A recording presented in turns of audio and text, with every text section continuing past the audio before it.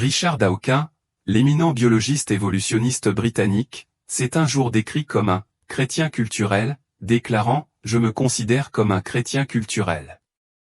Je ne suis pas croyant, mais il y a une différence entre être un chrétien croyant et être un chrétien culturel.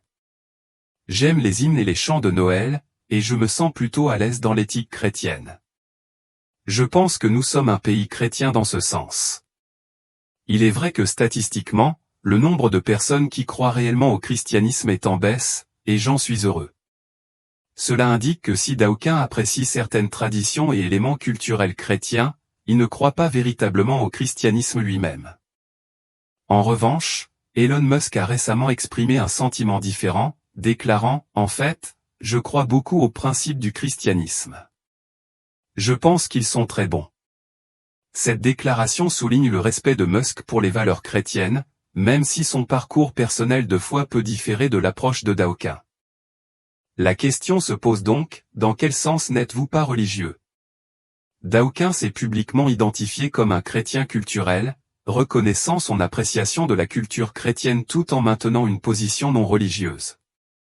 De même, vous pourriez réfléchir à votre propre cheminement de foi et vous identifier à des aspects du christianisme culturel, car j'ai été élevé dans la tradition anglicane et j'ai également été baptisé.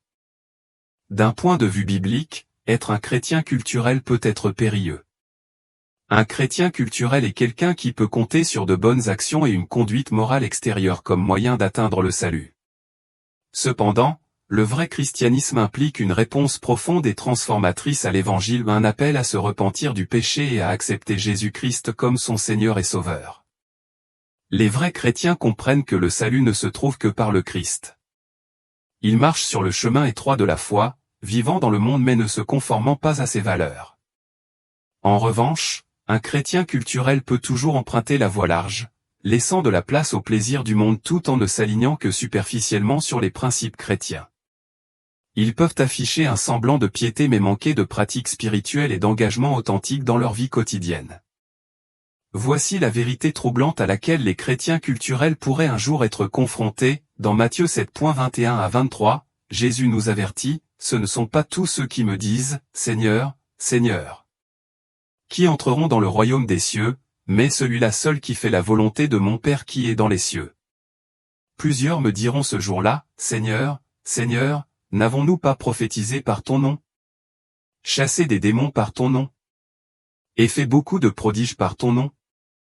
Alors je leur dirai ouvertement, je ne vous ai jamais connus, retirez-vous de moi, vous qui commettez l'iniquité. » Ce passage révèle la dure réalité selon laquelle une simple reconnaissance verbale du Christ, ou même l'accomplissement d'œuvres apparemment miraculeuses, ne suffit pas pour entrer dans le royaume des cieux. La véritable mesure est de savoir si la vie d'une personne s'aligne sur la volonté de Dieu. Récemment, j'ai regardé un documentaire captivant sur les urgences hospitalières à New York, qui a donné un aperçu intime de la façon dont les chirurgiens, les médecins et les infirmières gèrent les situations critiques. Dans un épisode, un chirurgien qui avait sauvé des vies a lui-même été impliqué dans un accident de ski et a dû faire appel à l'expertise de ses collègues. Cette situation m'a fait réfléchir profondément, ce chirurgien, qui avait toujours été de l'autre côté de la salle d'urgence opérant les patients et les rassurant, se trouvait maintenant dans la position vulnérable d'avoir besoin d'aide. Il avait été l'expert qui guidait les autres dans leur crise, mais il était maintenant confronté à l'incertitude et à la peur de recevoir des soins. Cette réflexion suscite une profonde question, que se passera-t-il quand ce sera votre tour? Au sens spirituel, qu'est-ce qui nous attend de l'autre côté de l'éternité? Avez-vous vraiment réfléchi à votre destinée éternelle? La dure réalité est qu'une minute seulement après la mort, tout changera de manière irréversible. Bien que vous puissiez trouver le monde difficile, pour beaucoup, la terre sera aussi proche du paradis qu'elle ne l'a jamais été. Après ce bref instant, ceux qui se retrouveront en enfer ressentiront immédiatement la chaleur brûlante de leur punition éternelle. Ils éprouveront une douleur et des regrets inimaginables, prisonniers de leurs propres péchés inflexibles, désireux d'avertir leurs proches du tourment qu'ils endurent. Pourtant, il n'y aura aucune échappatoire, aucune possibilité de changer leur destin. Sur Terre, nous avons la possibilité de quitter des situations inconfortables ou de nous déplacer d'un endroit à un autre. Mais en enfer, cette option n'existe pas. Une fois sur place, vous serez enfermé pour l'éternité sans possibilité de libération conditionnelle.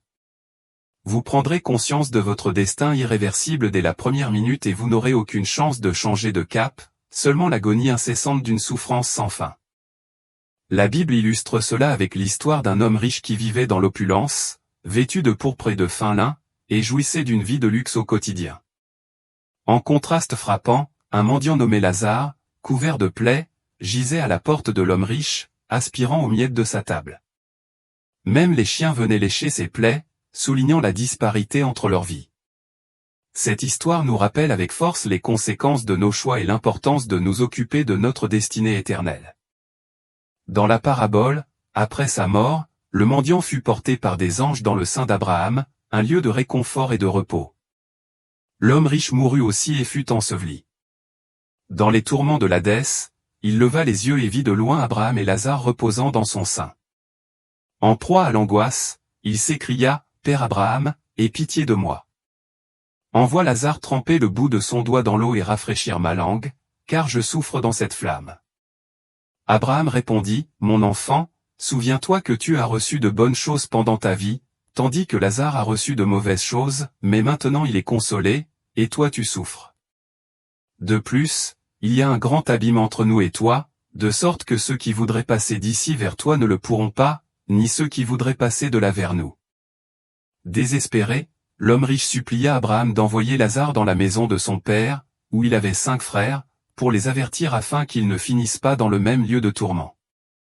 Abraham répondit, « Ils ont Moïse et les prophètes, qu'ils les écoutent. » L'homme riche répliqua, « Non, Père Abraham, mais si quelqu'un des morts va vers eux, ils se repentiront. » Abraham conclut, « S'ils n'écoutent pas Moïse et les prophètes, ils ne seront pas convaincus même si quelqu'un ressuscite des morts. » Bien que cette parabole souligne souvent le contraste entre la négligence de l'homme riche envers Dieu et la confiance de Lazare en lui, concentrons-nous aujourd'hui sur la réaction immédiate de l'homme riche face à son destin irrévocable. Sa première supplication n'était pas pour obtenir du soulagement pour lui-même, mais pour trouver un moyen d'atteindre sa famille et de l'avertir de son destin imminent. Cette supplication souligne le profond regret et le sentiment d'urgence qu'il ressentait, réalisant la finalité de sa propre situation et le besoin désespéré d'empêcher d'autres de subir le même sort. C'est un puissant rappel de l'importance d'écouter le message du salut et d'agir en conséquence pendant qu'il est encore temps. Lorsque l'homme riche a réalisé qu'il était trop tard pour lui, sa plus grande préoccupation était d'atteindre sa famille. Malgré sa richesse et le luxe dont jouissait sa famille grâce à ses biens, il comprenait que leur confort matériel n'équivalait pas à la sécurité spirituelle. Il savait que sa famille avait besoin d'entendre parler de Jésus-Christ et de le prendre au sérieux. S'il avait été conscient de la réalité du ciel et de l'enfer avant sa mort, il aurait fait tout ce qui était en son pouvoir pour inciter sa famille à vivre pour le Seigneur. Cette parabole nous sert de rappel qui nous fait réfléchir, car nous avons encore la possibilité de partager le message du salut avec nos proches. Avez-vous parlé de Christ à votre famille? Avez-vous discuté du salut et de l'éternité avec eux? Prenez-vous le temps de lire la parole de Dieu avec eux pendant qu'il est encore temps de faire une différence? Il est essentiel de parler de Jésus-Christ à votre famille et à vos proches avant qu'il ne soit trop tard. Nous sommes tous confrontés à l'inévitabilité du jugement. Ce jour-là, Dieu ouvrira son livre et votre nom y sera inscrit. Il détaillera tous les péchés que vous avez commis. Vous pensez peut-être pouvoir cacher vos péchés, mais Dieu voit tout. Il garde une trace de tout ce que vous avez fait et rien ne sera caché ce jour-là. Tout le monde sera jugé. Même si vous parvenez à cacher vos pensées, qu'il s'agisse d'entretenir des désirs sexuels ou une haine profonde envers ceux qui vous entourent, ou même d'emporter ces secrets dans la tombe, vous ne pouvez pas les cacher à Dieu. Il sait tout et voit tout, et il vous tiendra responsable. Comme David le prie dans le psaume 141, 4, « N'incline pas mon cœur à accepter ou à tolérer aucune chose mauvaise, à commettre des actes méchants avec des hommes qui méditent et qui font le mal. » Cette prière reflète un désir de rester ferme contre le péché, reconnaissant que la vraie justice implique la vigilance et l'intégrité dans tous les aspects de notre vie. Que je ne mange pas de leurs mets délicats, et que je ne sois pas tenté par leur gain. Cette prière est à la fois profonde et pratique, résonnant avec chacun d'entre nous qui a fait face à l'attrait de la tentation. Nous avons tous connu des moments où nous nous sommes égarés et avons été attirés par des choses que nous savions être mauvaises. Nous avons tous subi l'attrait de la tentation alors que nous aurions dû mieux savoir. Comme le dit sagement la Bible, le cœur est tortueux par-dessus tout et méchant, qui peut le connaître? Notre cœur peut facilement être attiré vers le mal, non pas brusquement, mais doucement et subtilement poussé dans cette direction. Le mal opère de manière graduelle et insidieuse. Il commence souvent par un petit pas apparemment insignifiant dont nous nous persuadons qu'il est inoffensif. Quel mal un petit pas de plus pourrait-il faire, pourrions-nous penser, pour nous retrouver progressivement plus près du péché? Cette tentation subtile peut nous piéger dans un cercle vicieux, nous conduisant d'un compromis mineur à un échec moral majeur. Reconnaître cette approche lente et rampante du péché est essentiel pour éviter de tomber dans son piège. Je vous encourage à prier comme David l'a fait, que mon cœur ne se laisse pas entraîner par le mal. Cette demande sincère de conseil et de protection divine est une chose à laquelle Dieu peut et veut répondre.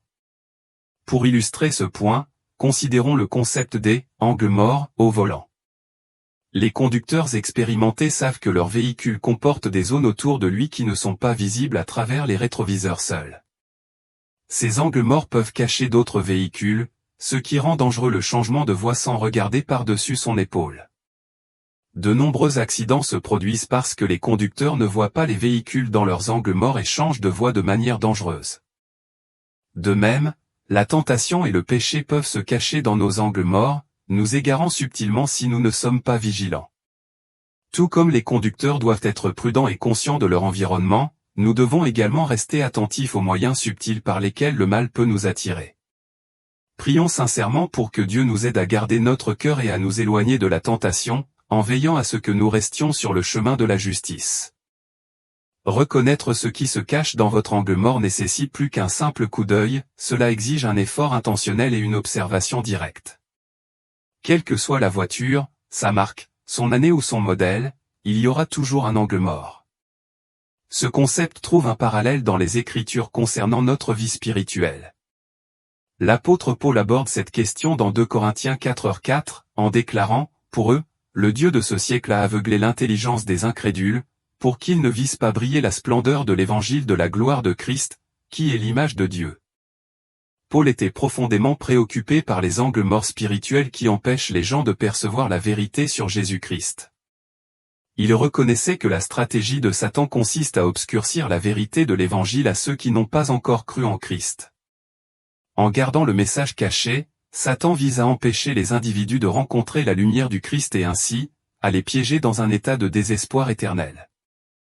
Tout comme un conducteur doit activement vérifier ses angles morts pour éviter les accidents, les croyants doivent être vigilants pour s'assurer que le message de Jésus reste visible et accessible à ceux qui les entourent. Les tactiques du diable sont conçues pour garder la vérité hors de vue et hors de l'esprit, perpétuant ainsi la cécité spirituelle. Ainsi, notre responsabilité est de partager activement l'Évangile, en veillant à ce que la lumière du Christ brille clairement et brillamment dans chaque recoin de notre vie et dans la vie de ceux qui nous entourent.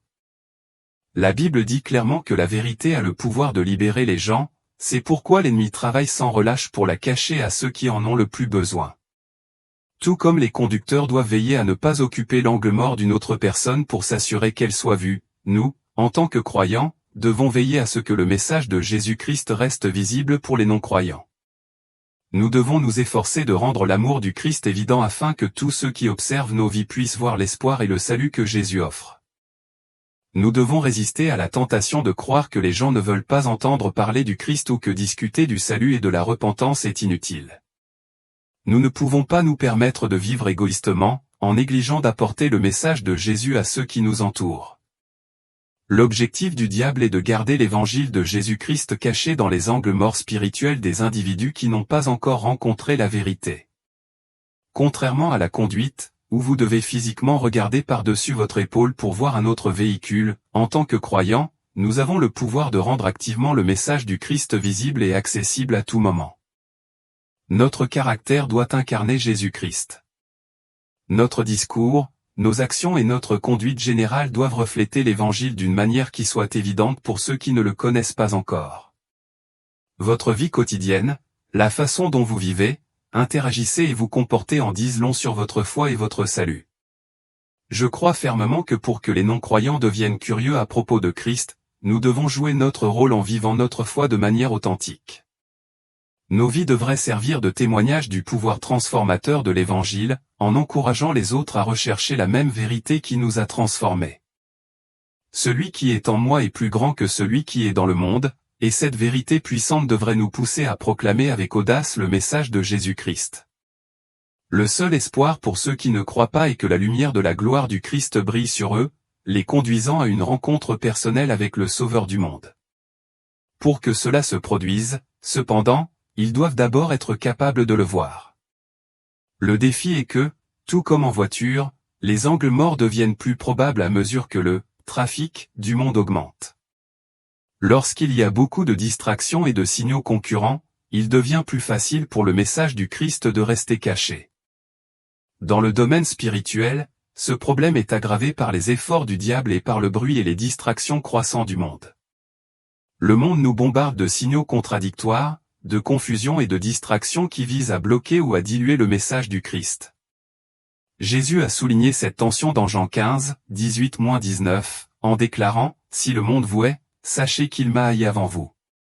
Si vous étiez du monde, le monde vous aimerait comme sien.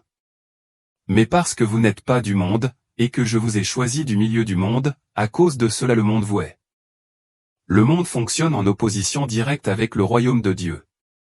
Là où Dieu représente la lumière, la vérité, la sainteté et la justice, le monde représente les ténèbres, la tromperie et le plaisir égoïste. Bien que notre Seigneur et Sauveur soit Jésus-Christ, l'esprit dominant de ce monde est aligné avec l'Antéchrist, œuvrant activement contre la volonté de Dieu. Cette discorde augmente la probabilité que le message de l'Évangile soit éclipsé et poussé dans les angles morts spirituels des individus. Alors que le monde normalise des comportements et des valeurs contraires à la parole de Dieu, il devient de plus en plus difficile pour l'Évangile de percer et d'être vu. Lorsque le monde normalise des comportements tels que les relations sexuelles hors mariage, il crée un angle mort dans la compréhension des gens du dessein de Dieu. Lorsqu'il banalise le péché, suggérant que la grâce de Dieu signifie qu'il n'y a pas de conséquences réelles, il forme un autre angle mort. Lorsque la société élève l'argent, la célébrité et le pouvoir comme les clés ultimes du bonheur, elle obscurcit le véritable but et la joie trouvée en Christ. Lorsque le monde rejette la croyance en Dieu ou tolère la haine fondée sur des différences personnelles ou politiques, il crée des angles morts supplémentaires qui peuvent obstruer la vision de quiconque du véritable évangile de Jésus-Christ. L'ennemi et le monde ont l'intention de créer un environnement où le message du Christ reste caché à ceux qui n'ont pas encore rencontré ou accepté la vérité. Dans Luc 22h31, nous lisons « Simon, Simon, voici que Satan vous a demandé pour vous cribler comme le froment. » Ce passage révèle le désir de Satan d'ébranler la foi de Simon-Pierre, de le décourager et de contrecarrer sa mission de répandre l'Évangile. En tant que croyants, nous devons nous assurer que nos vies rayonnent le Christ si puissamment que l'ennemi et le monde ne peuvent pas obscurcir la vérité. Nous devons être fervents dans notre foi, maintenir un engagement passionné envers Dieu et éviter une approche tiède ou hésitante. Notre prière devrait être que le Seigneur garde le feu de sa présence brûlant intensément en nous, rendant impossible à quiconque de ne pas voir Jésus à travers notre façon de vivre. Que notre vie soit un phare qui perce les angles morts spirituels créés par le monde et l'ennemi, apportant la lumière du Christ à tous ceux qui en ont besoin. Je vous encourage donc à ne pas vous laisser aller à la dérive dans la vie, en naviguant passivement sur votre chemin sans vérifier les dangers dans vos angles morts. Dans un monde rempli de distractions et de bruit croissant, vous devriez d'autant plus rechercher et dire activement la vérité de Dieu. Que votre voix soit un témoignage clair et puissant du Seigneur, coupant à travers le chaos qui vous entoure. Cultivez une passion fervente pour le Christ, une faim implacable pour sa présence et un désir ardent de garder la flamme de Dieu vivante dans votre cœur. Ce feu peut être la chose même qui conduit les autres à une rencontre personnelle avec Jésus. Considérez la transformation remarquable de l'apôtre Paul. Autrefois chef juif vénéré qui persécutait les chrétiens, la vie de Paul a pris un tournant dramatique sur la route de Damas. C'est là qu'il a rencontré le Christ ressuscité, qui l'a temporairement aveuglé. Au bout de 3 jours, quelque chose d'incroyable se produisit, aussitôt comme des écailles tombèrent de ses yeux, et il recouvra la vue. Puis il se leva et fut baptisé, Actes 9h18. Cet événement miraculeux ne modifia pas la réalité, mais il changea radicalement la perspective de Paul. Alors qu'il considérait autrefois le christianisme avec mépris, il le considérait désormais comme la cause la plus glorieuse et la plus profonde de la terre. Cette transformation souligne la vérité du psaume 146, 8, l'Éternel ouvre les yeux des aveugles, l'Éternel relève ceux qui sont courbés, l'Éternel aime les justes. Elle met en évidence que la même réalité extérieure peut être perçue de manière très différente selon notre perspicacité spirituelle. La capacité de l'humanité à être témoin des mêmes événements tout en les interprétant différemment reflète cette vérité. Dans l'Église, par exemple, nous voyons diverses interprétations des Écritures et des commandements de Jésus parmi les croyants, même si nous faisons tous partie de la famille de Dieu. N'oublions pas que même si nos perspectives peuvent varier, notre mission reste la même, représenter fidèlement l'amour et la vérité de Jésus-Christ. En vérifiant continuellement nos angles morts spirituels et en permettant à Dieu de transformer notre vision, nous pouvons apporter plus efficacement sa lumière à un monde qui a désespérément besoin de sa vérité. Les différences d'opinion sont tout à fait acceptables dans de nombreux domaines de la vie, qu'il s'agisse de notre musique préférée, de nos choix vestimentaires ou de nos mélanges de café préférés. Cependant, lorsqu'il s'agit de l'Évangile, la question devient beaucoup plus sérieuse. Il n'y a qu'une seule vérité concernant l'Évangile, et il est crucial que nous la saisissions pleinement. Nous devons rechercher sincèrement la direction de Dieu pour restaurer notre vision spirituelle afin que nous puissions vraiment comprendre et accepter la vérité absolue de Jésus-Christ. Une de mes prières sincères est enracinée dans le psaume 119, 18, qui implore « Ouvre mes yeux pour que je contemple les merveilles de ta loi ». Le chemin que Dieu nous trace est en effet merveilleux. Lorsque nous rencontrons le Christ, notre perspective change profondément, ce qui semblait autrefois attrayant devient répugnant, et ce qui était auparavant insignifiant se transforme en quelque chose de précieux. Nous commençons à mépriser nos péchés et à chérir les enseignements de Jésus. Le monde peut se moquer de nous, non pas par choix délibéré du mal, mais simplement parce qu'il n'a pas la vision nécessaire pour voir la vérité. 1 Corinthiens 1h18 résume parfaitement cette disparité, car la parole de la croix est une folie pour ceux qui périssent, mais pour nous qui sommes sauvés, elle est une puissance de Dieu. La compréhension de la vérité divine ne peut être obtenue par nos propres recherches intellectuelles ou notre expertise théologique. Elle ne se produit que lorsque nous lui demandons sincèrement d'enlever les écailles de nos yeux. Une fois qu'il le fait, le christianisme n'est plus seulement une étiquette ou un ensemble de doctrines. Il devient un mode de vie vivant et dynamique. Nous ne considérons plus le christianisme à travers le prisme étroit des différences confessionnelles ou des disputes doctrinales. Au lieu de cela, nous nous concentrons sur le message urgent de l'évangile de Jésus-Christ, un message qui doit être partagé avec tout le monde, sans délai. Éphésiens 4, 4-6 résume magnifiquement l'unité de la foi chrétienne, il y a un seul corps et un seul esprit, comme aussi vous avez été appelés à une seule espérance, un seul Seigneur, une seule foi, un seul baptême, un seul Dieu et Père de tous, qui est au-dessus de tous, par tous, et en tous. Lorsque Dieu enlève les écailles de nos yeux, le christianisme transcende le simple fait d'être un accessoire ou un symbole, comme une croix ou un tatouage. Il évolue vers un mode de vie profond consacré au service de Jésus et au partage des choses extraordinaires qu'il a accomplies. Au milieu du chaos et de la confusion qui caractérise notre monde, je crois fermement que la voix de Dieu continue de nous atteindre. L'Esprit du Seigneur frappe constamment à la porte de notre cœur, nous invitant à répondre. Cependant, c'est en fin de compte à nous de choisir d'écouter ou non. Hébreux 3h15 nous avertit, comme il est dit, aujourd'hui, si vous entendez sa voix, n'endurcissez pas votre cœur, comme lors de la rébellion. La rébellion ne se résume pas toujours à des violations flagrantes des commandements, il s'agit parfois simplement de fermer notre cœur lorsque nous entendons l'appel de Dieu. Cet endurcissement subtil est, en soi, un acte de rébellion. Proverbe 28, 14 souligne encore le danger de cet endurcissement spirituel, heureux l'homme qui craint toujours l'Éternel, mais celui qui endurcit son cœur tombe dans le malheur. Un cœur endurci signifie un aveuglement spirituel et une insensibilité à la beauté et à la gloire de Dieu. Il représente une poursuite des désirs personnels au détriment des principes divins.